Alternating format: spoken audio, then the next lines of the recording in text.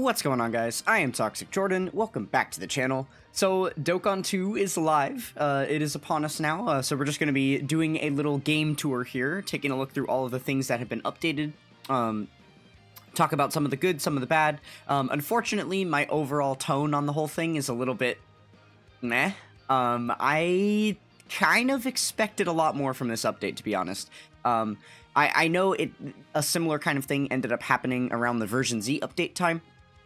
Where the very first patch that came in with version Z was not like super overwhelming, and people were like, well, what was the point of them kind of hyping all of this up if they were just going to change so few things? But then we did get a lot of subsequent updates in the months following that over time the game did like dramatically change from ultimately everything that version Z like time period gave us, right? Kind of how like the period of the global sync was not just like a celebration or like a weekend or a day. It was like months and months of multiple things, culminating together to create it. So if I had to go based on that assumption, I would say this was just them laying the groundwork for whatever ideas they have for Dokkan 2. And I think that my main assumption here is that they needed to push out the beginning of this update before the 10th anniversary, because I'm speculating that certain game mechanics we're going to be getting during the 10th anniversary weren't yet compatible with the current version of Dokkan that we had. So I think that, like, on top of a lot of the cosmetic changes and things like that that they've given us here that we're going to be able to look at in this video, I think there are also other changes that we just have no idea about, because there are things that wouldn't have been affected by, like what units kits we have now and stuff. But we already know that they're going to be adding some type of like tag mechanic like what Legends has. We're suspecting that because we have a named, one of our headliners for part 1 is a named unit that's Goku and then a plus sign Vegeta. That we're actually going to be introducing this new mechanic where you can swap back and forth between the characters, right? So maybe something with that wouldn't have been compatible with the current system or the current engine that Dokkan's running on, so they had to update things behind the scenes, and then with that, they just gave us their first bit of cosmetic changes that more of will be on the way, right? So obviously, it is basically like kind of a beta for quote-unquote Dokkan 2 at this point, so we can't expect everything to be perfect. A lot of things are a little bit funky, and we will talk about that. But yeah, really quick, I wanted to go through the update, little announcement here, and just quickly read through, make sure there's no fine-tuned details that we missed out on. I'm pretty sure this just goes over the very, very basic stuff, not even close to everything that they have actually changed, right? Okay, so starting out here, the first thing is that they optimize the passive skill descriptions. We are going to talk about this a little bit. I have a few different things that I'm pretty curious about. A couple of things I've already looked at, just to see if they have changed or if they've become, a little bit more palatable and stuff. So we'll go take a look through a bunch of different characters' kits and point out some key things to note there. Okay, the effects are categorized according to their activation conditions. New icons added. In addition, you can check the action counts in battle. Yeah, okay. Pretty repetitive stuff there. Okay, and then update to the user interfaces to make it easier to check related information during battle. Other visuals battle screens have been updated. Okay, we know this already. Perfect. Oh, yeah, they're showing the video we showed in our last Dokkan 2 video where they showed some of the visual updates. They're just linking the Twitter account, so you can go take a look at those. Okay, now another piece that they didn't pre-advertise that has gone live, updated the tabs in the event screen. So, previously, there was only 4, right? So they've added this 5th tab, which is going to be Awakening. So they have now split up the Challenge tab. So we have an Awakening tab and then the Challenge tab now. So we'll go ahead and take a look deeper in there. But it looks like for the Awakening tab, they have separated out the Dokkan events, Extreme Z areas, and Prime battles. Those are all going to be separated away from the Challenge tab, which makes perfect sense, just considering the reason why they spawned in there to begin with is because the original Challenge content was Dokkan events, right? What was it, the STR Dokkan Fest Broly, or the physical Dokkan Fest Broly? I don't remember which one of them came out first, but that was the first Dokkan event, one of those two, and that was like the hardest event in the game at the time, right? That most people couldn't beat unless they had specific units pulled. So yeah, like, that's why it historically was that way, but obviously over 10 years of gaming content. We've gotten hundreds and hundreds of Dokkan events, and then they added the Extreme Z areas for free-to-play characters and stuff, and then especially adding the Prime Battle events. We're up to, like, what, like 12 different Prime Battle LRs at this point? Oh, goodness, my cord. Would you stop? Okay, finally. Jesus. Okay. So we've got... Okay, it looks like they've updated something in the Portal of Memories as well. So we'll go ahead and take a look at that. It seems like they've changed up the challenge key thing. Actually, the name of the item is just different. Okay. That makes sense, because all of the stuff that was in the Awakening, like in the challenge tab before, there's a bunch of Awakening type events that go away, but all those challenge events never go away. So there isn't actually going to be a challenge key now, since all of the challenge events are permanently live, and any events that were in challenge that go away are now in Awakening. So I guess that makes sense. Okay. They adjusted some other user interfaces. Yes, we will go take a look at which ones they have, and then some bug fixes, as well as a plethora of new bugs that have come with the update, which we could have expected, right? Where should we start, right? We haven't really even looked at anything yet. So obviously we're taking a look at the home screen right here. We can see that everything looks pretty much the same, except for a couple of key details. If we take our attention up here towards the top, obviously the banner looks pretty much the same. The little rank thing is different. I can't tell exactly how. I think the word rank itself is now there and it wasn't, or it's a different font or a different color or a different place, because that looks a little bit different to me. And then also they expanded this area here, so you can actually see your full amount of Zenny and Dragon Stones. I already know the answer to this, but I figure for the sake of the video, we might as well show it here.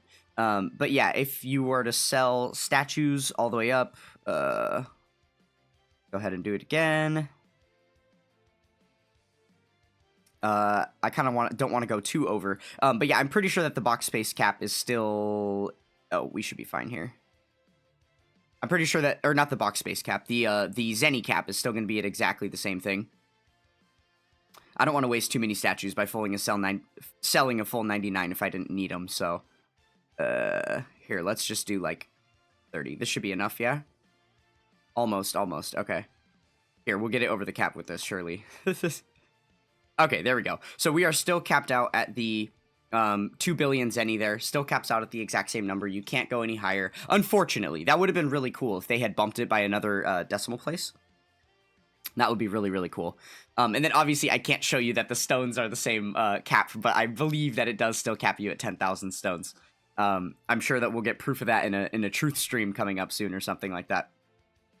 Okay, so then as far as the home screen, nothing else has changed except for all of the buttons at the bottom just have a bit of a different UI to them. Little pentagons or hexagons behind them rather than just the circles that they used to be. They're a little bit bigger and more prominent on the screen, which I actually like. And this is the only instance of that in everything that they did with all these cosmetic updates. The only time where they made something relevant, bigger, and more noticeable is here. There's going to be a constant theme of them doing the opposite as we look through different stuff, and that is one of the biggest downsides of the update. But we'll get into it. So yeah, if we're hopping in here, let's go ahead and I guess we can go just straight in to look at the new event challenge tab thingy. So now, yeah, obviously one of the cosmetic updates is the little loading screen there. Instead of having the Spirit Bomb Goku pixel art, we now have the little Goku riding on his Nimbus cloud. That's a pretty lateral change. Doesn't really make much of a difference to me. Okay, so yeah, now in here in Awakening, you can see we have all the Dokkan events. We've got all the Prime battles. And then all of the EZA areas. And then in Challenge, it's just all of, like, the Red Zones and the Supreme Magnificent Battles, the Legendary events, right? 9th Anniversary Battle, the Shadow Dragon event, Dragon Ball History, the Punching Machine, Boss Rushes. Like, this is perfect. Okay, so I am gonna complain a little bit here. While this is definitely better than what it was, it is the most low-effort thing that they could have possibly ever done. If they were just going to split this menu in half and pull the Dokkan events out and put them in a different spot, why didn't they do that 5 years ago? This is literally 20 minutes of work for a developer. This is not a hard thing to do. I thought because they were waiting so long and waiting for such a big update in order to finally implement this change that they were going to do something real with it. This is still so bad. If you want to come in here, so okay. One of the things that got better, right? Let's say you had just finished awakening a character, right?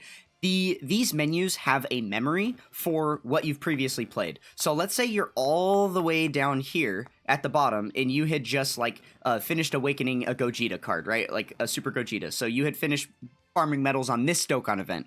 And then you're finished with the character, you finish the team, and now you want to go run a red zone stage with that unit. You jump back into your challenge tab right here, and it defaults you onto this this like Gogeta fight right here, and there's no way to click back to the top. There's no way to fully reset this menu unless you completely shut out of the app and then load back in, which would obviously take you extra time anyway. But your only option is just to sit here and scroll all the way to the back of the top of the list of Dokkan events to then get to where all the challenge events were to be able to select whichever red zone stage you wanted to play, right? So now that's at least a bit of a better thing, is that they're separated out. So if you're the last Dokkan event you played is way down the list, it doesn't matter because they're going to be completely separate from the challenge events that you can select. So I guess in that way, it does solve that problem. But it is still incredibly annoying how long this list is, and it's just all Dokkan events, right? It would have been so much better if they had reorganized all of these menus, all 5 of them, to be more like the either like the quest mode thing, which I'm still a little bit iffy on that change to begin with.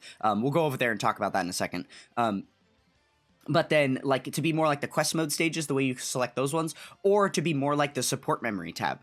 I've gone over this before for, like, the training locations. As you're selecting those when you're doing your training, it would be cool if they were smaller icons, like the support memory tab, so you can scroll through more of them in a quicker amount of time. If this is what they had redesigned the challenge tab to look like and the Dokkan event tab to look like, it'd be a lot better, because you would have a list much like this, where there's still hundreds of options of Dokkan events, but it'd be a lot easier to parse which ones are there, and you'd be able to, like, you know, look through them all a lot quicker. So I think that could be really interesting. And then they could also color code them. They are all assigned to specific days of the week that they're live based on the typing of the characters that you're awakening from those events. So they could actually color code them and make them even easier for you to decipher or discern, like, which event you need to go to, because you would remember which color it's under, the same way that we have all the categories in the box filter, right?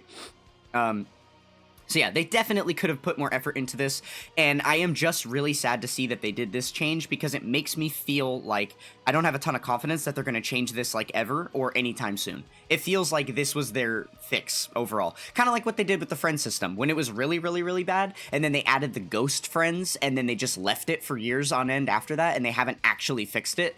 So yeah, I'm a little bit disappointed with this half-ass change, to be honest with you. So yeah, that's not, great or amazing or insane or anything. Okay, let's go ahead and, take a look at some character passives now. Let's do that next. Okay, so, as we know, they, straight up, like, changed the way that these passives operate now, right? So now when you come over here to your details list and you open up the passive details, now you've got this wonderfully organized page of information. When they first gave us an example of this, they showed us LR AGLUI Goku, and I was looking at it and it just didn't look that much better than originally, but it has grown on me, I think. Like, at first I was pretty bummed about it. It didn't seem like that digestible, but after reading through a few of these kits and comparing them to, like, what they used to look like and stuff, it is actually just a lot more, it's a lot more organized, and they have put some diligent effort into the order of these things as well, to just make it the most intuitive that it can be in battle, right? Like, obviously the very first thing that's going to come up is the entrance animation, because that's the very first thing that a character is going to interact with in battle, is their entrance animation. And then beyond that, you get their basic effects, so you know when they're just sitting there on turn what they have. And then they talk about slot positioning, so that you know where you want to put them in, right, within every slot and stuff. And then it goes on to, like, the stuff of proccing when they attack or when they super attack or things like that. And then I believe after the slot positioning, it would tell you when they're attacking with 12 key, when they're attacking with 24 key, and then when they select however many key spheres and stuff like that. So it's listed in an order that would allow you to start at the top of the card and then slowly read your way down and little by little decide what to do with the character for that turn, right? First, you're going to know what slot to put them in, then you're going to know how many orbs you want to select, things like that, right? So yeah, I think that they are very, very wonderfully organized. And then a lot of the additional little symbols that we've gotten in here and stuff are very helpful as well. Okay, so one of the first kits that we got to take a look at here is the Jocko and Chaozu.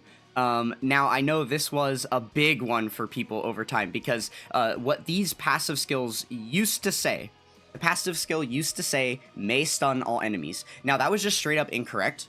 Because the way that the passive actually functions is the very first time that they are seen in battle, the very first like attacking turn that they arrive on, they are guaranteed to stun all the enemies, and then for the rest of the fight, they have no passive. It goes away after that one proc, and then they get nothing.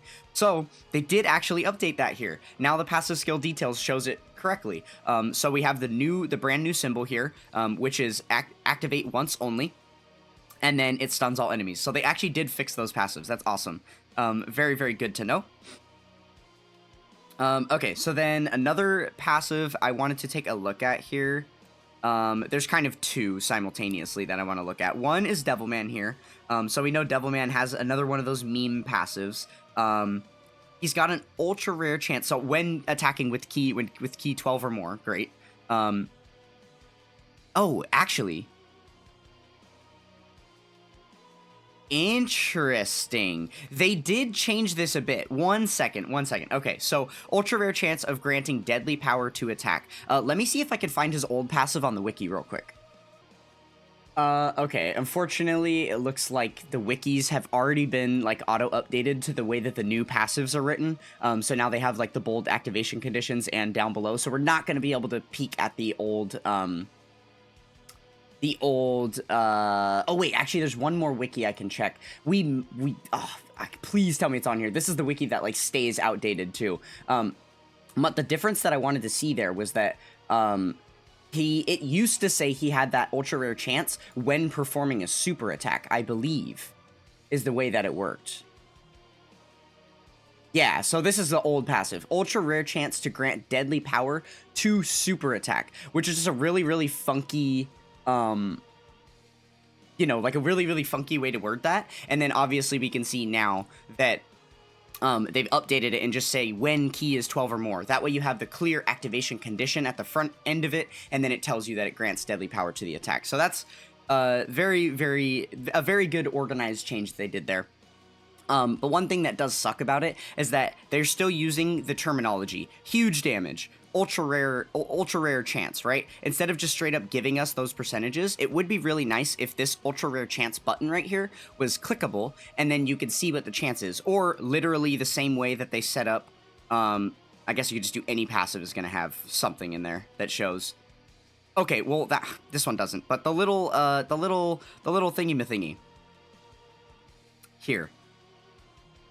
This, like where they have these little yellow symbols and stuff, they could just put one of those there that would say the percentage, right? And just actually like highlight what the percentage is of your ultra rare chance. But then, you know, obviously, like as we know, the ultra rare chance here is 1%. I guess deadly power is attack plus 1,000,000%. That's kind of funny. Never really knew that one. But yeah, so 1% is there, but we, again, would have to, like, look into external game stuff in order to know that actual information. I don't think that that's a good thing. I think that was a missed opportunity by Dokkan to update all of those, since they just went through and updated everyone's passive. They might as well have done that, right? But they did not, alas. So now we still have cards like this in here. Like this... This AGL Hercule here, who causes low damage to enemy, and we still have no idea what that modifier actually is. Great. And then, yeah, great chance. We know that that's 70%, right? But that isn't super consistent. Sometimes it's a little bit different. It would have been nice to see that number there. Yeah, okay, and then we have the little extra symbols here. So we'll quickly go through we've already taken a look, but we'll look again. And just look at all of them. So this was the activate once only. This is activate throughout battle. Ally stat raised, ally stat lowered, and then enemy stat lowered. Now this is another interesting one that they actually have a differentiation between the ally stat lowered and the enemy stat lowered. That's another, yeah, that's another piece that's kind of new. So I guess another character I could pull up would be like Kale. This Kale has this, right? Yeah, perfect. Okay, so they're still not doing this with super attack effects. They didn't really add the symbols on supers. I guess, yeah, they could actually add that. Okay, so for instance, when I first pulled this card years and years ago when I was first using her, I was a little bit worried and confused that she was self-debuffing, because I had learned about cards like, you know, Super Saiyan 3 Broly and stuff like that actually do lower their own stats in passive, which we probably should go take a look at him and just see what that looks like laid out for us. But yeah, so there's things like this, right, where it says that she is causing this damage and she is greatly lowering defense, but it doesn't specify whether you're lowering your own defense or whether you're lowering the enemy defense. Now, we know specifically because usually what they do, if you're stat buffing yourself, those will come first. So she is raising attack and defense here, and then greatly lowering defense is not going to be her own, obviously, right? It's going to be the enemy's, but it doesn't really differentiate that. The only thing that actually discerns what's going on here is the comma after defense, and that's the only thing that really tells us what's going on. But other than that, like, a lot of that is kind of up to guesswork if you're new and you don't really know what's going on.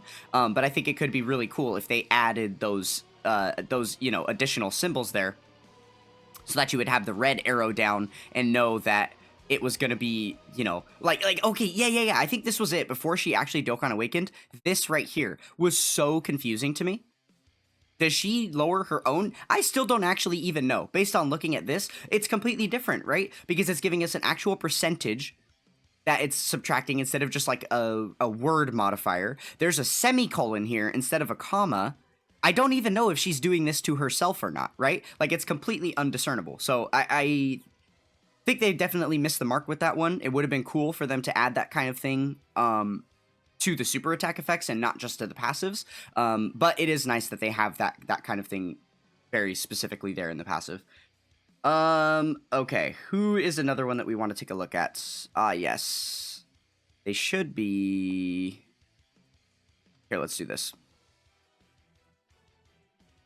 Yes, the Broly trio. Okay, so their passive looks so organized, right? We obviously aren't going to come across many things more organized than this, just because they have all the different activating effects with the different, like, key sphere selections. They're all listed out for you very, very easily. So this is kind of what I was talking about if we look at... So it gives us the basic effects, then it's going to tell us... for every key sphere you get, so keep this in mind, right? Obviously, they don't have any slot conditions, so there's nothing that's going to tell us what slot to put them in, so it skips through that part. Then it moves on to telling us what we get generically for key spheres, then what we would get for this specific typing of key sphere, and then it's going to continue to do so for these, like, additional effects that buff the allies and stuff for whatever type of key spheres selected. Now you know what slot to put them in. If there was specifications, you know what kind of key spheres to grab. And then it's going to tell you how many key spheres you need to get once you know what kinds to grab, right? Because you're going to know what activations you have at 12 key, at 24 key, and then with a specific number of key spheres obtained, right? So yeah, just beautifully organized. They really have thought about it from top to bottom in order. I love that so much. And this honestly isn't that different than the way that the passives were originally written. Some of the stuff is slightly reordered, which helps, but for the most part, this is what they were attempting to do to begin with, right? It just wasn't as clear that that was what was going on, because it was just a big giant wall, a big paragraph of text, right? Okay, and then, yeah, these one-time only symbols are actually super useful here. This isn't like a huge deal here because he's got the when HP is 60% or less and when HP is 39% or less. And I believe that the way that the old passive was written, now that we have the wiki here, oh, actually, there's a better unit I want to use for this. So yeah, we'll go to one more passive real quick, because this next thing I want to talk about is depicted a little bit more clear in this one. Yeah, in Piccolo's passive here. Okay, so the thing that I wanted to just touch on really quick here is all the way at the bottom of his passive here. He's got 2 effects that activate when the same thing happens. There are a lot of characters that have these kind of things that proc, and they usually proc, like an HP condition is a very, very common way to see those things occur. So we can see when his HP falls below 30%. Okay, it says at the start of his attacking turn, after receiving 7 more attacks in battle. So a huge activation condition for that. But once we've activated it, the effects we get is we fully recover our HP, and we get damage reduction 30%. So it is now insanely clear and unmistakable that you get the fully recovering HP one time, and then the additional damage reduction 30% is permanent from that point on. If we take a look at his old passive, the way that it was written out, that part of that clause is down here at the end. So obviously the activation condition is written the exact same way. That hasn't changed. It tells you fully recovers HP, gives you the clause of once only in the middle of the sentence, and then goes plus an additional damage reduction of 30% starting from that turn, right? So if you've been reading these passives for a long time and you know what you're looking at, you know that they will always give you, with this format of the passive, they will always give you the limitations to the effect after the effect, right? So they'll tell you the activation conditions before it, and then they tell you the limitations afterward. So we know that fully recovers HP, the once only, is in reference to what we just read, not what we're about to read. Same thing. Starting from that turn, we know that that means it starts there and it never ends. So this is a permanent buff given from this point. But I only know all of that because of years of playing this game. If it was your very first time playing this game and you pull this card to build your very first team of like a superheroes team, it's actually really funny. In the beginner guide that the Truth is doing with Iron Cane right now, that's basically what happened, right? Because Iron Cane started building like a superhero team. Orange Piccolo is one of the units on his team, and if you were to try and get him to figure out what the heck is going on with all of this, he probably wouldn't be able to understand it, right? It's not like super clear.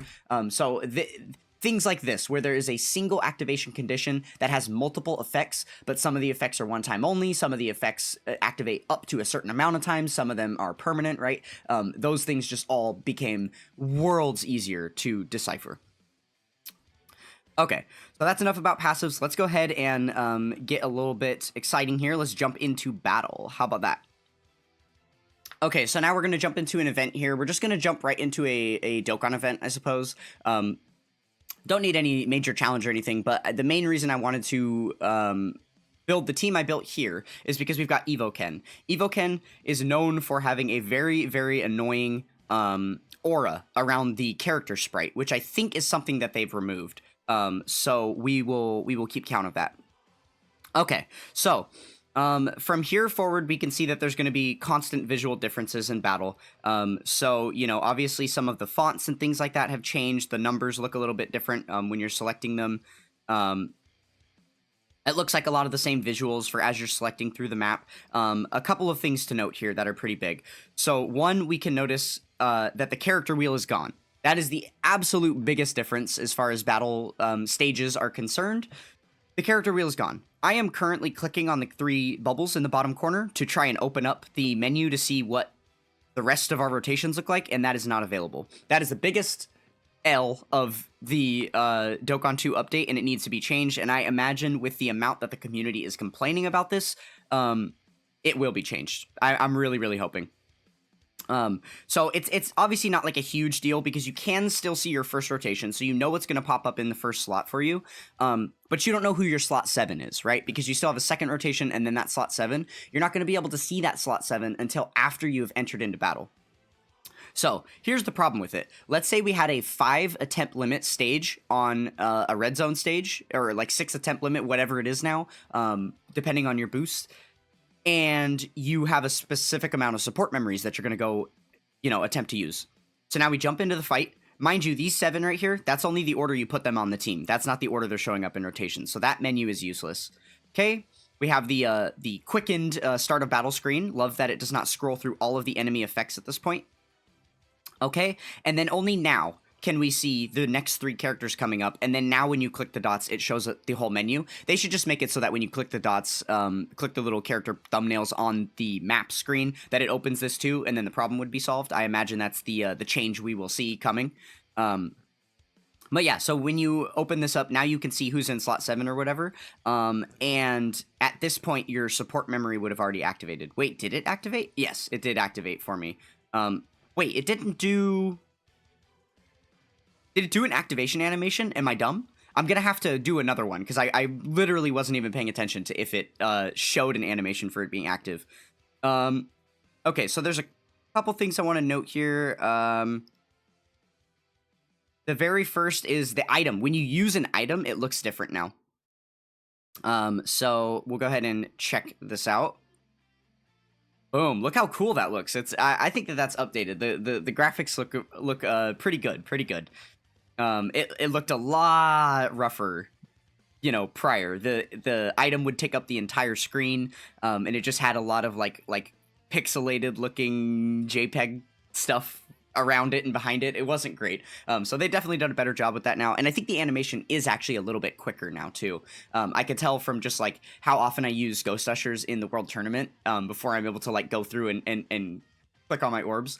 So it's a little bit quicker to be able to do that now. And speaking of clicking orbs, that is another thing that they changed. We've got new animations here. It looks really, really fancy when you click the orbs now. You've got that big, giant energy burst that's like coming out of the character that you are, coming out of the character that's selecting the orbs, and then it like flies onto the field. Okay, obviously the KO screen looking a little bit different. We've got some differences with the attack numbers and stuff like that. Okay. Yeah, and of course Evoken was slot 7, right? But also Blue Kaioken Goku. So check this out. He's also got an aura that has not been removed. That one is still very much in the way. I was hoping that 100% of characters at this point would just be like auras would be removed so that they're not blocking the key field. We'll see when it gets around to Evoken, because they look... Their aura is just way too much. Okay, so I'm purposely doing something right now, which is not selecting rainbow key spheres, because it's literally like my favorite part of the entire update, right? Okay, so something I want to show really quick is the selection of the rainbow orbs. Oh, by the way, yeah, it looks like the even though the sprite is the new updated sprite for the Evoken. Interesting. Okay, that's another thing I just realized. But yeah, they still have the really annoying aura. They did change it, though. It's different than the aura used to be. It's, like, moving differently. It's a little bit more animated than it was. So they definitely did something different with it, but it's still very much in the way. So I don't know about that. I'm not... There should be a toggle where you can force the orbs in front of the sprite if it's, like, in the way for you. Because, like, right here, it's almost impossible for us to tell if this orb right here at the front, this second row... I mean, I know it's a rainbow from clicking on it, but you literally have to click on it in order to know whether it's rainbow or not. Or, like, it looks like it could be yellow, potentially. So, yeah, that's a little bit annoying. But, yeah, it is interesting that they did change the sprites, right? Because they were... one of the things they advertised was giving us the animated sprites for everybody. And that was something that they advertised, obviously, is going to take a ton of work for the 1,000 different named units in the game that are all going to be getting their own individual animations and stuff, right? So it's going to take them a long time to do that, but it looks like as of the very inception of Dokkan 2, they have not yet added a single one of them, because we even, I guess I could show it here. I'll keep that in mind for the next team that we build, but yeah, even the example characters that they showed, like, the Kid Goku and the Super Saiyan Goku, who had the animations when they were advertising the update for Dokkan 2, they don't even yet have the animations in game. So I'm pretty sure that they haven't activated any of the animated character sprites yet. But that being said, it looks like they have changed what the sprites are going to be in preparation for that. So that is good. Okay, now without any further ado, let's take a look at these Rainbow Orb selections. Oh my goodness, look how freaking cool that looks, dude. It's like So good. It looks so good. Okay, so there is a complete tangent that I'm about to go on that has nothing to do with Dokkan Battle, but it will help give you a little bit of a perspective of why that is so exciting for me. So, in order for me to show you what I need to show you here, we are actually going to take a quick Dokkan pause, and we are going to make a little segue over to a different hobby of mine, which is Dance Dance Revolution. So I play Dance Dance Revolution competitively. If you're not familiar with this game, it's a game where you've probably seen it in your local arcade. It's got like the 4 arrows on the ground, and then you have to hit the arrows as they come up the screen. The hardcore players will be like hanging onto that metal bar behind them and just absolutely going ape on the pads. So yeah, I do that on a weekly basis when I'm not playing Dokkan.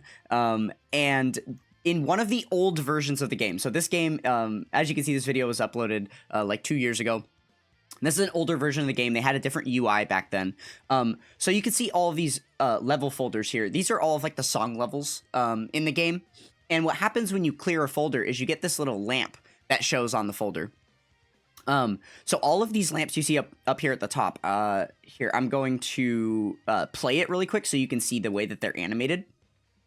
But yeah, so they'll flash at you and stuff.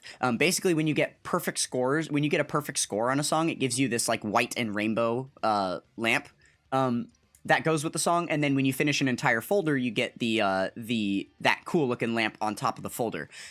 So that lamp was actually not quite removed from the game, but when they made the new UIs for the new version of the game, they changed the way this was animated, and it didn't look as vibrant and cool as it did before. So it's kind of a reverse effect of what happened with the rainbow orbs in this game. Think about the way that rainbow orbs used to pop, where it was just very flat and white and not like exciting, and now it's like this big giant like rainbow flourish that looks super cool. So they kind of did the reverse thing in DDR when they took this away from us. This was very, very sad for me, because I am... I do grind Dance Dance Revolution as hard as I grind Dokkan Battle.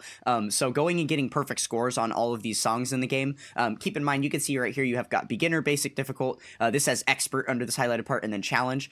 So every song in the game has like 5 different charts that you can play, and then you can go and try and get perfect scores on like all of them. That's something that I've done a lot of over time, which I'm sure you wouldn't be surprised to hear that the way I spend my time in Dance Dance Revolution is going balls to the wall on the one little grind that is kind of an extra endgame feature that most people don't bother doing anyway. It's the same as link leveling. I'm just sitting here link leveling in Dance Dance Revolution. But yeah, so because I don't get the satisfaction of the amazing bomb rainbow looking lamps in Dance Dance Revolution, I am glad that now I get them in Dokkan Battle. Okay, perfect. We'll go ahead and jump in with this. STR Ultimate Gohan is the character we're going to be taking a look at, just because he does have the high chance of guarding all attacks here, so we're going to be able to see, put, an example of him in there. Okay, and then we'll bring the Vegeta's family support memory, just because on that last stage I forgot to actually make note of if it procced. So last time we did a little bit of manual. I think this time, aside for checking from that guard thing, we're just going to go ahead and put everything on full auto and see what happens, see if there's any differences here. I imagine the map is going to be the same. They didn't make any more adjustments with like the speed that the characters move on the map or any of the animations that happen or don't happen while you're on auto. So yeah, let's just see here while we're on auto if the support memory actually shows us that it's been activated.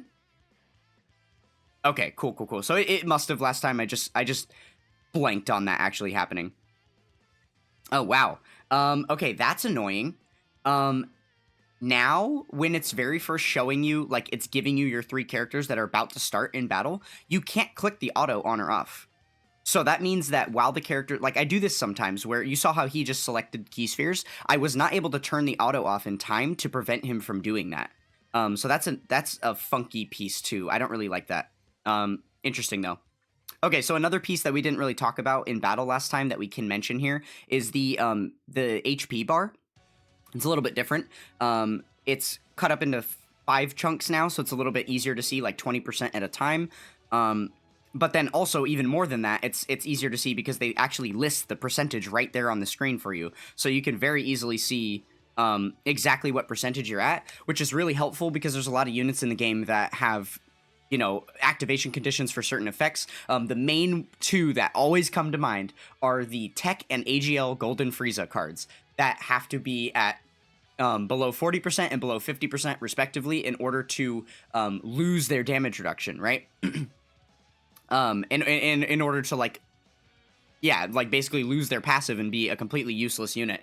It's very, very hard to tell sometimes, especially if you pair them with other villain units that have like a lot of healing capabilities and stuff. I can't tell you how many times in ancient days where I was relying on those golden Friezas and they were actually very strong in game, where I would start a turn, I would get a little bit of passive healing from like a Metamorphosis Link or from, you know, a Boo character that heals at the start of turn or something. And then my HP, I would do a calculation for my HP as the exact number it's at, divide it by whatever number, you know, is my maximum HP available, which it's not showing us here. Oh. Yeah, they took that.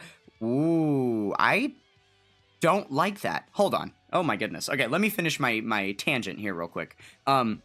So yeah, but then you would heal up a little bit and be like, okay, I guess based on my post-healing calculation, I'm at like 58% HP. I don't know how much I healed. I don't know if I was below 50% at the start of the turn. I have no idea if Golden Frieza's damage reduction is active or not, right?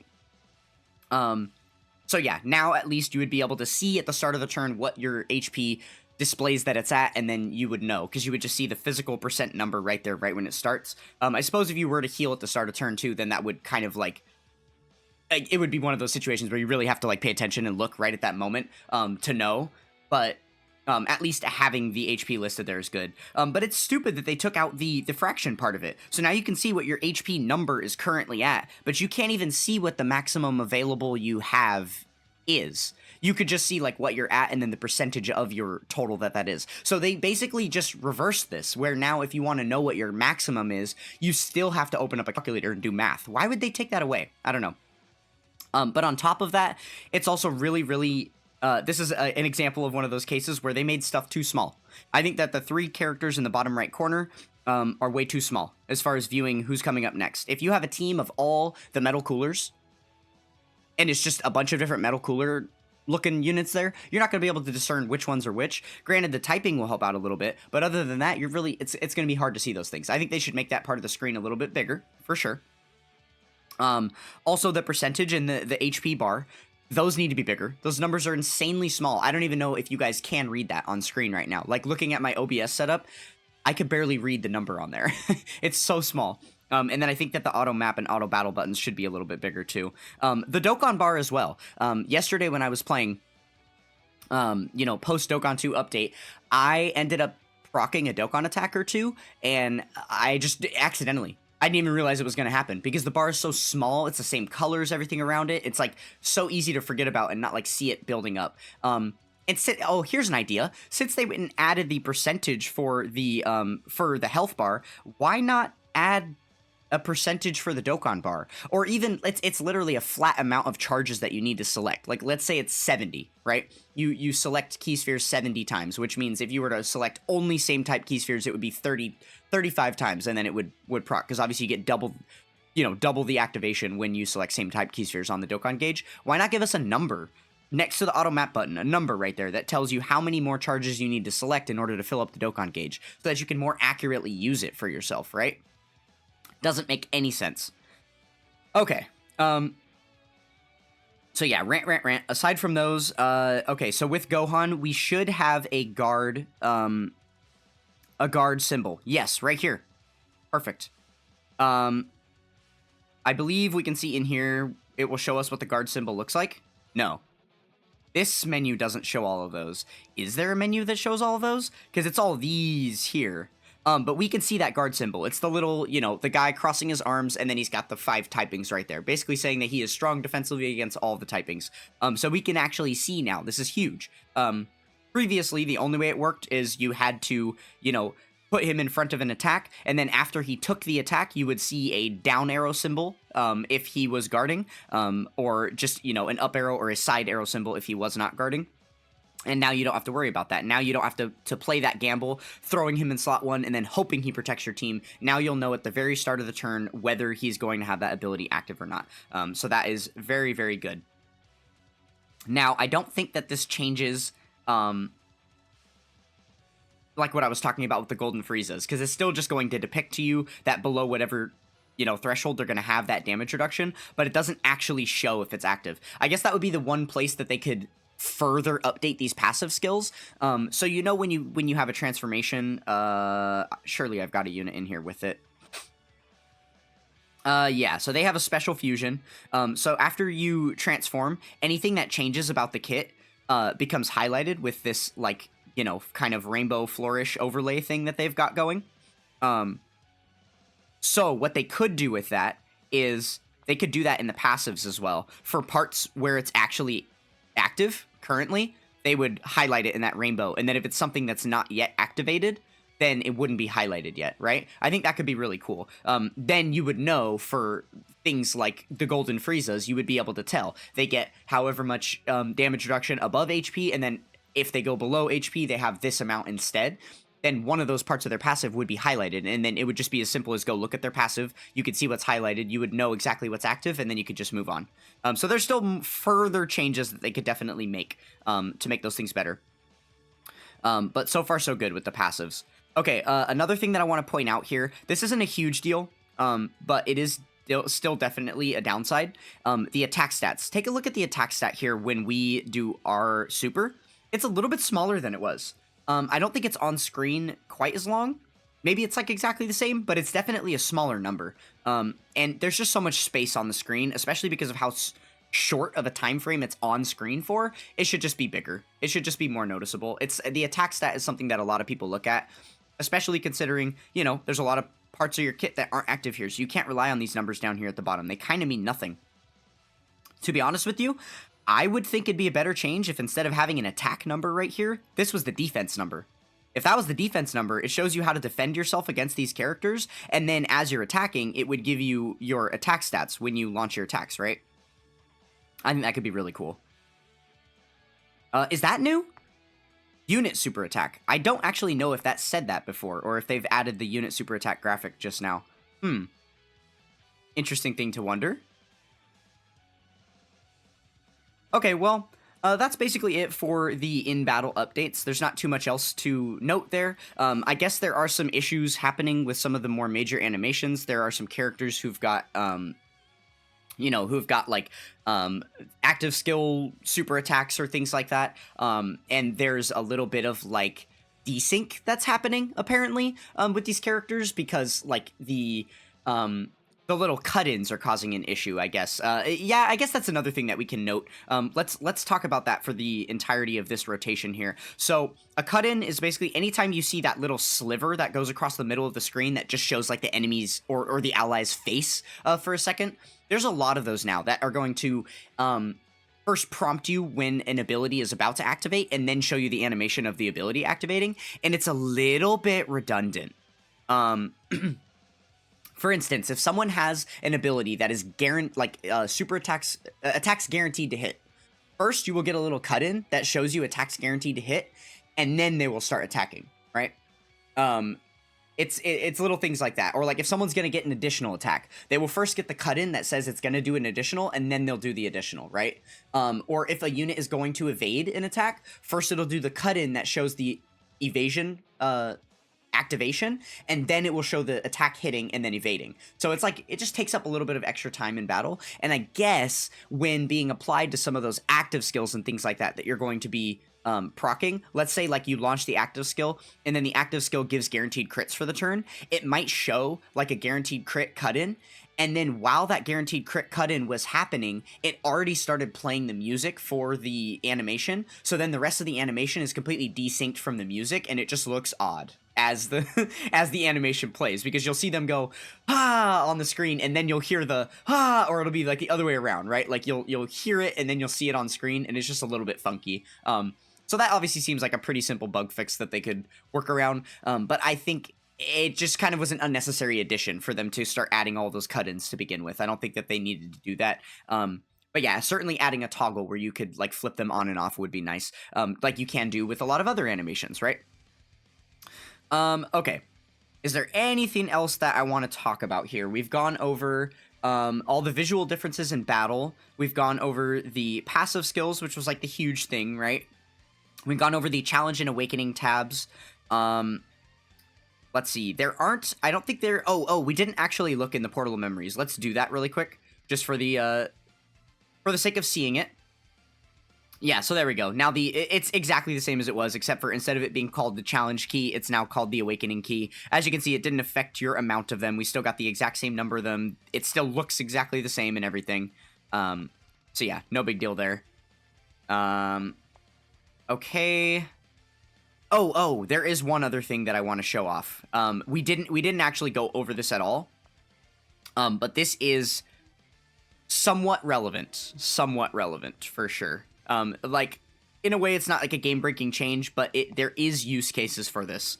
Okay, so let's go ahead and jump into a daily stage here. I've got one of my hidden potential stages left to do. Okay, so when you are on the map right here, notice that the menu button has been moved to the top of the screen. This menu button up here. Now, opening up this menu button will give you a little bit of information about type advantage. It's going to fully explain the character wheel to you, which is good. I don't think that there was a place in battle that did that before. Maybe there was, and they've just updated it to be a simpler thing. I'm actually not 100% sure about that. I didn't really spend a lot of time pressing the little question marks and eyes in battle, you know, in recent years to know that stuff. So I actually don't know if this was displayed anywhere before. But I know it wasn't displayed like this, and this is a very simple way to interpret what's going on, so I like that. But notice here that there are some additional options, right? So obviously you can abandon quests the same way you could before, and then you can go to the options menu, which looks exactly the same as it did before. Now you have this, the possessions button. So the possessions button, this would only come up before. I believe this would only come up when you were dying. Again, I wasn't super huge on this menu button thing before. I don't know exactly what was in here, but now you can actually see the possessions that you've gained. So this is everything that you've already obtained in battle that you are guaranteed to get as of this point if you clear the battle, right? So this would come up whenever you got a KO on a stage that allowed continues, because it would show you all of this and be like, look, this is everything that you're going to be missing out on if you choose to game over right now. Whereas if you continue, then you'll still continue to hang on to all these resources, right? So I don't think that there's like a super huge use to this, right? Obviously, like while you're in battle, just seeing how much of the stuff you've gotten is kind of pointless. I guess unless you're grinding to a specific goal, then like, sure. But that's what we're about to get into, right? So there's that part, but you can also see items owned. This is really big.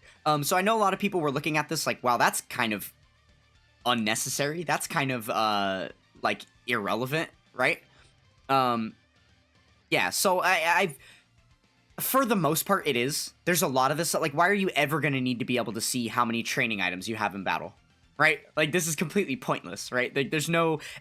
the only time it makes sense is for grinding.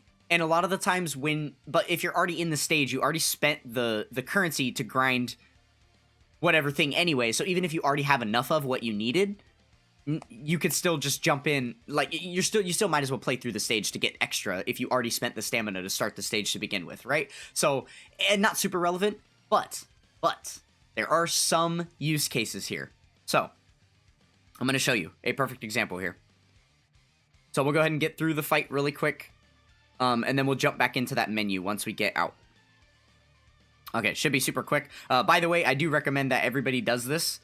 Use a Piccolo Junior team on your orb stages, especially because for the next, like, 3 months, we're going to have all 5 orb events live, and if you're above whatever power level you need to be, I think it's, like, close to 1 million, to get the extra, you know, daily stages per day, then you're going to be running these orb events 10 times a day, and you just saw how quickly we were able to get through that battle because of Piccolo Junior, so that is a pro strat for you guys. That will make these runs a lot quicker for you. Okay, so we're back here. Now, I have an option. I can go small, I can go medium, I can go large.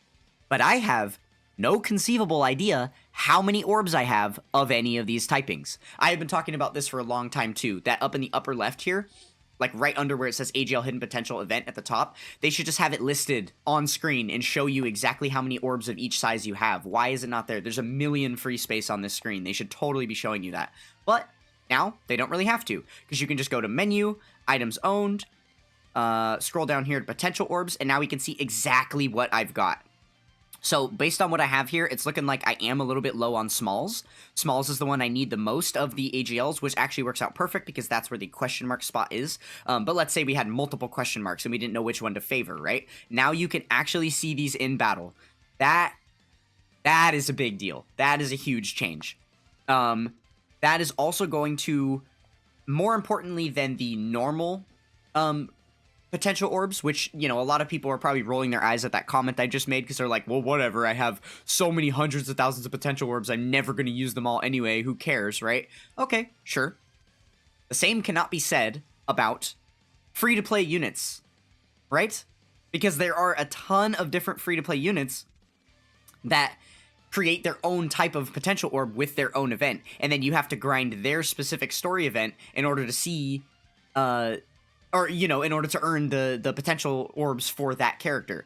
Now, those events specifically are very annoying for checking exactly which way you want to go, right? Sometimes you find yourself like, you're like, oh, I've run enough times and I keep going down the middle path and getting the medium orbs. I don't really know where I'm at, and you just have to wait until the end of the battle to, like, double check. But then you get some question mark spots, and you don't know whether it's advantageous for you to continue grinding away on the small spot, or if you should go get the medium spot on, you know, because it has the question mark and you're going to get more. Well, now, when you're at that crossroads, you can just open this up, open up your item zone, come to your potential orbs, and then look, and you can see exactly where you're at in that grind and be like, oh, okay, so I've got, like, you know, I'm working on the Dokkan Butoden characters here. Looks like I don't have enough larges, but I'm good on mediums, and so I'm going to focus on large and small. So you see a question mark spot on the medium, and you're like, oh, yeah, I know I'm already done with those. Which should we prefer between the larges and the smalls to get me where I need to be, right? So you're just going to be able to farm that stuff more efficiently now. Oh, I also wanted to see... Okay, so that little 2-stage button, I didn't press it earlier, but yeah, it looks like when you open this up, you go in here. So the back button will just take you back to the menus, but then if you go 2-stage, it'll just completely close everything and let you go back in here. So that's good. But yeah, so I think that that is a pretty big deal, right? There is one more use case for this that I thought of so far with the items owned part. And that is under Awakening Medals. So when you are farming Extreme Z areas, that is another, like, thing. I think I actually talked about the Extreme Z areas in my Dokkan 2 coming soon video because I wanted to see some changes with that. I think one of the most outdated concepts in Dokkan, I mean, granted, it is a gacha game, and this is just kind of the way they roll, but one of the most outdated concepts is that in order to farm up medals for a character, you have to manually count how many medals you're farming up, and then just feed them into the character. You're not sitting here, you know, just farming until the game tells you to stop, right? The only events that are like that is EZAs, where you just grind to stage 10 on the LR EZA, grind to stage 30 on the regular EZA, and then you're done, and you don't have to worry about, like, you know, figuring out if you farmed the correct amount of medals or not. But for Dokkan events, you got to keep count, got to keep watching, which again, not super huge deal, just to check at the results screen every time and see if you're there. But with the EZA areas, that one's pretty tough, right? Because you can jump into the stage, and they have been doing a better job updating them now. Like, a lot of the new ones that come out, you're grinding, you know, there's no, like, directions you have to choose on the map. You know what? Rather than just talk about this here, we're actually going to jump into an EZA area, because this is one of the biggest, like, fails of all time for them as far as events that they have, like, created. So we're just going to go in so that I can, like, fully complain about it. Yeah, I'll make a cut and we'll jump in. Okay, we're going to go ahead and jump into the Android Cell Saga or EZA area here. I just wanted to jump into, like, a super old one. Because obviously the old ones are what had this issue that I'm going to talk about here. So we'll just take on the Z-Hard stage. Okay, this team should be fine here. Okay, let's go ahead and jump in. All right, yeah, perfect. This is exactly what I wanted to see. Okay, so notice that there's no auto map button. That's because you have two different options of places you can go, right? The modern EZA areas are a little bit simpler because the map is very linear. So you're just going to be getting one of the white capsules and then one of the bronze capsules and then moving on. So now you only have to do, like, each fight one specific amount of times. But you don't actually have to worry about anything. You can just continue to auto it until it's done. So it does emulate the process of, like, farming Dokkan medals and stuff. But the way that these used to work, and the way that most of them still do, just because the new ones they're releasing now are better. They haven't actually gone and updated all the old ones. So there's still a bunch of them in the game that are like this. And there are a lot of players, especially new players and stuff, who don't have these done already. We're still going to have to deal with this, right? So it is relevant to mention that these maps are really funky, right? And if you were to go down the left path and go to those white capsules, you're going to receive bronze medals. And then if you go down the bronze path, you are going to receive silver medals. Then on the super side of the stage, you have the silver and gold capsules, which are going to give you gold and then rainbow medals, right? So in order to know which direction to go, a lot of the time, you had to really, really exercise your brain to think about how many runs you had done on each side, especially because it's also possible for a question mark to show up in this very first spot right here, and then give us double of one kind of medal. But it's random whether it's going to be double of the white medals or double of the bronze medals. You don't know like which one it's going to give you. So it's just very hard to track over time, and a lot of the times you would make the mistake, if you weren't paying close enough attention, or just doing something else while you're grinding, of over-grinding one part of the medal, then you had too many, and you had to run the stage again to actually get the correct medal you needed. So now, with the menu, we can just come in here, items owned, awakening medals, and then we can just scroll all the way down. I mean, obviously it's not the most, like, user-friendly thing to do, but the fact that it's possible for you to do it, right? And so then I could come in here and wherever I could find, I don't know if I have any extra medals of them sitting, so they might not be in here at all. But yeah, if you were currently farming one of them, like, obviously, like, I don't know if we're gonna find the actual one that I'm looking for here, but you get the point, right? All of the EZA medals that you're currently grinding are right here. So you could actually go in here and look, and then just see how many medals you currently have of the character, and then know exactly which direction you need to run on this field, right? So yeah, that's another really, really big help, is for the old EZA areas. So I do kind of count this as a pseudo fix for one of the things that I was complaining about prior to the update. Now, the one thing that really does still suck about this this menu here is that, like, it's just a big giant list. Like, there's no organization to this. There's no way to search anything. It's just like a big long list that, like, if there were tabs for this to be like generic medals, like all this stuff at the top, right? Then to be like story event medals, things you can grind from story events, Dokkan event medals, which the Dokkan events themselves just got their own tab. Why wouldn't the Dokkan event medals get them, right? And then like EZA medals could be another thing, right? So it'd just be a lot easier to look through all of this stuff. But yeah, I think a search bar could be really cool too here.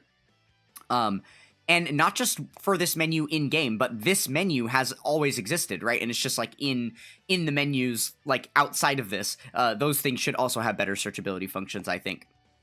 But yeah, I don't know. I don't think that there's a ton of use cases for like most of these, right? I don't think that there's ever a reason you would need to see your training items, training locations.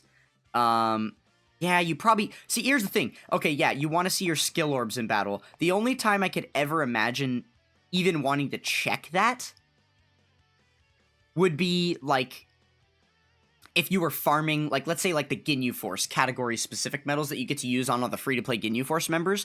Let's say you were hoping for a specific one, and you didn't know if you, while you're grinding on auto and just not really paying attention, you're like, wait, did I pull the one I wanted yet? Then you could come in and look. But, like, that's obviously unrealistic to do, because there's no sorting through this, right? And then you just have, like, a million different, EX skill orbs. You're never going to even be able to find the ones that you're looking for, right? So this was another thing that I complained about was a huge problem prior to the update, and having this here makes no sense without some way to further filter it or further search through these, because even if you were looking for something specific, that it would be convenient to know in stage right now if you've already obtained it or not, like, you're not going to be able to find it. So there is no point in having this menu here. And I think that's kind of consistently true through all of these. So yeah, that's skill orbs. Support items. This is interesting because I actually had a problem with this. Like, for me now, obviously, I've got like thousands of every item I'm ever going to own. So it doesn't really matter for me anymore. I can just use support items willy-nilly, and it's not a big deal. It's also not a big deal for most players because they've updated it to make it a lot easier for you to get. You know, like, at least the best support items in the game, through, like, buying them through Zenny and stuff like that. So this really isn't that big of a deal at all. But a problem that I remember happening when I was new to the game was when I had a very limited number of a specific support item, and I was just going into battle after battle, let's say you start the battle and you forget to check the total amount left that you have of that item, and then you go attempt to use it in the stage. Maybe it's an idea of like, oh, should I use a Whis or should I use an Icarus? Oh, well, I only have 10 Whis left and I've got 500 Icaruses, so maybe I should actually use my Icarus item, because if I go here, actually to, you know, using my items, then I can see that I have 2 of each here, but that's it. It won't show you like the full, you know, like number totals that you have of the item and stuff. So seeing that there, I guess could be somewhat helpful in random use cases for like a specific player. So I could see the support item one being useful. It's also a little bit more organized because there's not like an insane amount of support items to look through, so you can reasonably find what you're looking for in here, right? Okay, support memory film. I guess this is a thing too. There's one problem with this. So let's say you're on the map and you notice, like, I'm just thinking of like conservation, right? Because you're already going to have the support memory that you wanted to bring into battle selected here. So you're not going to, it's not going to be relevant to just see the other ones that you have, because you already know like which ones you can get or not. Or like you already know which one you have in battle and none of the other ones really matter.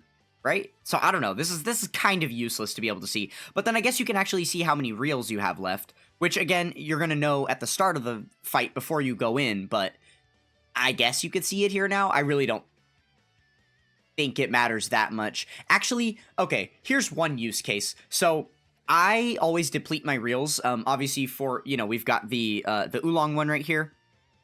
That gives you the bonus drops, the Bolo went shopping, and then the Android 18 fees. All of those have the drop rate boosts. So whenever my reels fill up, I go and drain them again. You know, just doing whatever like random story events are going to give me benefits and stuff. So yeah, I guess while I'm link leveling, if I think about it to be able to check my memories, I usually check them in between battles, but I guess it's nice to know there's one more way I can do it in battle if I want to, right? So yeah, this is kind of one of the, oh, I guess that was one of the other things I was going to like generically mention about this list. It is nice that sometimes in order to check this stuff, you have to, you would have to actually fully leave the event and like go into your box or something, right? So like, for instance, right, let's say you were grinding the stages out of order, on like the, okay, so like right here, we're within a, we're within an easy A area. Let's say we grinded stage 1 and then we grinded stage 2. We did the 12 stamina stage and the 25 stamina stage just because we wanted to earn the dragon stones for clearing the stage. Now it's a year later and we're coming back and we want to actually easy A the character. So we're going to finish up all our medals on stage 1. But then jumping into stage 2, we don't even know how many times we grinded it. Historically, we don't know how many medals we have, and the only way to check it at that point would be, 1, spend the stamina, jump into the stage, and then at the end of the stage, you'll get more medals, and then you can check from there. But with these ones, again, you're only going to be able to check one type of the medal at a time, you know? Or you would have to go into your character box and look and try to awaken the character to see if you have enough of the medal and then go from there. Or you could go into the items list, you know, just in the menu and then check the way we were just checking here. Well, now that you have this in game, you don't have to leave the event. So you can just start the event first, and then after that, you would be able to come in here and, you know, check in your awakening medals and then go down to your easy 8 things and see literally exactly how many you have, so you know exactly where you're starting out and how much more you have to do, right? And then that wouldn't allow you, or it would just be quicker overall because you wouldn't ever have to leave the event tab in order to continue your grinding. So I think that that is a pretty big bonus, honestly, if I'm saying. Just not having to navigate through the different menus of the game and stuff, right? So yeah, I think that that is like one of the biggest in-battle things that's going to be overlooked, that I think I'll continue to try and find more use cases for it, and then I'll be talking about it in different videos and stuff along the way. Okay, let's go ahead and get out of here. I don't need these medals, so we're just going to go ahead and abandon quest here. So I think that's about everything that we have to show. I guess we can pull up the profile at the end here. Nothing has changed in this as well. This is all exactly the same as it was. So yeah, overall, my thoughts on Dokkan 2 is cool. I think there's going to be a lot more changes to come. I think, you know, we can tell especially based on the passive skills. The passive skills alone was such a huge update. Like, the entire update could have just been the passive skills and it would have been fine. But yeah, so I think we're going to continue to see a lot more changes for, you know, additional Dokkan 2 stuff to come, probably post-anniversary. It makes sense that maybe they wouldn't want to experiment with all kinds of crazy changes right before such a major celebration, a major time in the game. So yeah, hopefully we'll see more stuff coming soon. For now, it's good. But obviously, I think I was expecting a little bit more from the update. So a slight disappointment, but it's okay. It's Dokkan. We're going to continue to stay happy about it. We love Dokkan no matter what they do, basically. So let me know what you guys think about Dokkan 2 in the comments below. Thank you guys so much for sticking with me through this long-ass video. Oh my goodness. And I will catch you guys soon for more 10th anniversary content. Yippee!